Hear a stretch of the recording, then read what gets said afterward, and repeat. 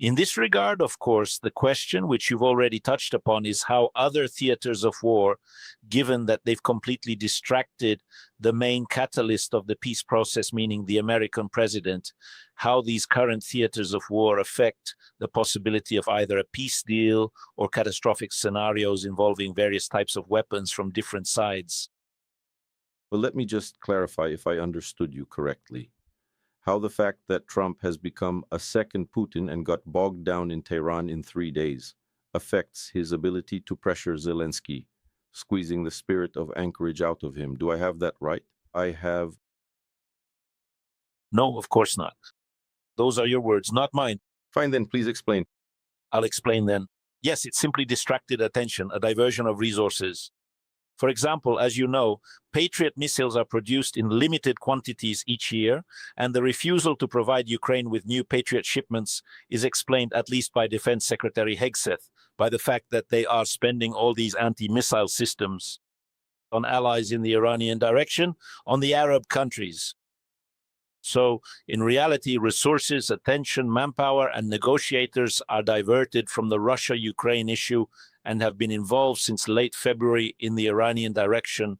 You said in 2, 3, maybe 4 days, it's possible. And I share your understanding that a deal is still possible even after the tragedy with shows you remain open to finding a solution.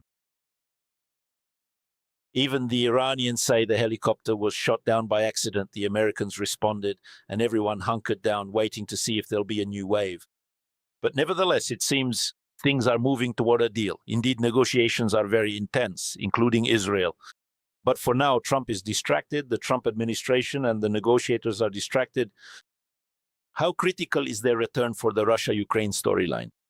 Or can we now say that the Russia-Ukraine negotiation system is moving on its own, along with Europe? And the Americans, it doesn't matter, let them deal with their Iran, their Taiwan, and so on. That was my question.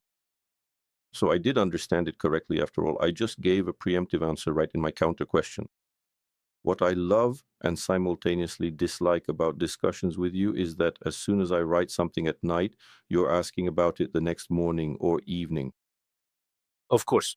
I'm not sure if Yulia has put up the post yet, but let's call it a teaser. I read it in your eyes. Why would I need your post? We're so in sync now that you've already... I'm going to start wearing a paranja.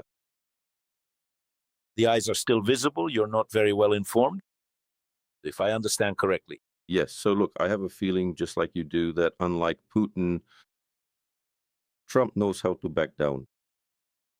That's probably the biggest fundamental difference. And strangely enough, it's not always a bad thing. You see? This idea that a Russian tank only ever moves forward is fine for the movies. Sometimes a tank needs to be able to reverse. And I've gotten the impression over the last few days that I've caught a trend of where the Trump administration wants to steer if Iran gives them that opportunity. And Iran's situation is also, well, pretty dire. For all their posturing, a long-term blockade, if it just goes on for months, will eventually break them. So I really do think there's a chance. Where are they steering? Well, my opinion, it's quite ironic that a new big good deal is just a well-forgotten old bad deal. I mean, the funniest part will be Trump re-signing it naturally. He'll say they're so modernized you can't even recognize them. Whitewashed, you could say. But he'll re-sign the agreement of Obama. You see? So what are we talking about? I'm listening closely not to Trump, but to Vance. Yeah. And Vance, in the last couple of days, has suddenly started emphasizing words like nuclear program control methods. And when someone talks about methods for controlling Iran's nuclear program, it means they assume it will still exist. And if that's truly the case, then it's actually a rather significant retreat from what is called the zero-level uranium concept. So in this way, if the cook, meaning Vance, isn't lying to us, it lifts a certain veil of secrecy over what's being cooked up in this negotiating kitchen. And in this negotiating kitchen, it seems a compromise is currently being prepared on the main nuclear issue, the core of which is that President Trump is backing down And there is ongoing talk that Iran will not have any nuclear power-related production at all. This situation is developing, and both sides are watching closely. Or uranium enrichment is falling away, and the focus is shifting to a more standard negotiating philosophy in the spirit of the nuclear non-proliferation concept. And then in this situation, I understand that this is something Iran certainly knows how to do.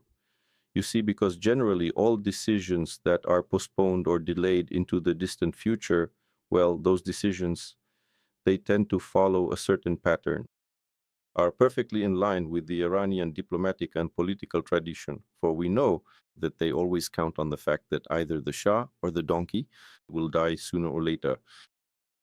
But I'm not singling out the Iranian problem. There's much to debate there. We're talking, Yeah. but its influence. No, look. Yes, look, and if this hypothesis, that is, there are two scenarios. So one scenario is if the Iranians play an extra card now, which is absolutely plausible, as it's in their blood to play an extra card. Well, in fact, Trump simply cannot afford to lose. Well, he has no other options.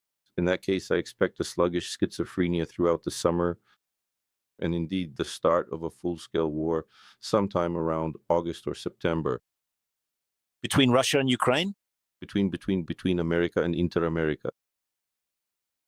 Then if it's such a scenario, they won't resolve anything. Trump will really have no time for Ukraine. And that's a good scenario for Ukraine because Zelensky will get some freedom from the boot that's pressing on his throat. And Trump today is that boot pressing on the throat because despite America continuing, Trump cannot withdraw support for Ukraine, but he does it in such a way that this support is conditional on Zelensky eventually agreeing to what Trump, in his own mind, considers reasonable and fair, and what he considers reasonable and fair is the partition of Ukraine. And now I can speak freely about this because now Zelensky himself speaks freely about it in his interviews. So America's concept, what is the spirit of anchorage? The spirit of anchorage is the spirit of Munich, it's the spirit of Potsdam. It's an attempt to pull out of a tailspin at the expense of a third party and its partition. So therefore... Are they in a tailspin? Yes, of course. America's in a tailspin because of the Russo-Ukrainian war?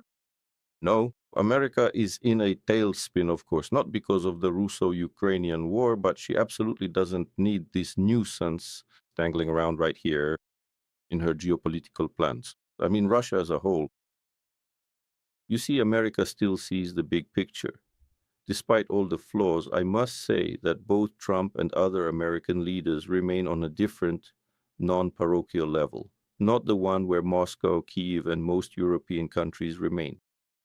That is, they maintain a view of the whole picture, and they understand that in this new transition, which is both a technological and a geopolitical transition, this Russia, dangling like something in an ice hole, is not an asset, and they want to remove this from the equation as a problem.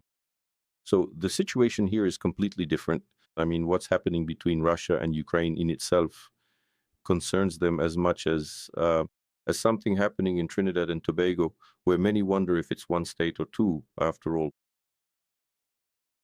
And so, no, what they are actually interested in is exclusively the global picture. Nothing else really matters to them, you see. Decoupling from China and setting the Western Hemisphere apart as, that is, they are simultaneously surrendering under the guise of victory, meaning they're leaving the global space, but at the same time they want to do the impossible, leave the global space, entrench themselves in their own fiefdom, and then, just like in Vysotski's song, get some chickens and stay there. And yet for them to carry out this operation, they need certain conditions. One of those conditions is a more or less neutral Russia so that it doesn't blow it all up. So if things don't go well for him in the Middle East, you're absolutely right, he'll be tied up there. He won't care about Russia or Ukraine. He won't be implementing any of his special programs with Putin. He'll have no time for that. And then Zelensky continues to have this window of opportunity open to play with Europe and in general He will continue the course that was just taking shape at the end of last year. You realize what you've said, right? That the beneficiary of Trump getting bogged down in Iran is not just Putin and Russia, but also Zelensky and Ukraine. They are both beneficiaries of him getting stuck. Absolutely, absolutely. I wanted to emphasize that, just to be clear. Yes, they have. America has left. It's like, excuse me, please. The coach stepped out to the restroom and the teams were left on the field alone, gradually turning soccer into rugby. Maybe not even the coach, but the referee. Sorry, the referee. Yes, the referee. Yes, I got it. You meant the referee. Yes. So, of course, both are beneficiaries. They're left to their own devices, left alone with their ambitions, with their desire not to lose, at the very least. And each is a beneficiary in their own way. I mean, that's certain to me. But the downsides are that indeed there's a certain amount of weaponry that you can't even buy with money. And getting those weapons will be very difficult. So then will Ukraine perform a feat by surpassing itself? And what Spiegelman promises us, to flood the whole world with Ukrainian-made patriots. Will this turn out to be just another one of Babel's tall tales, or will it be reality? We can't say right now. We'll see. That's for sure. We'll see.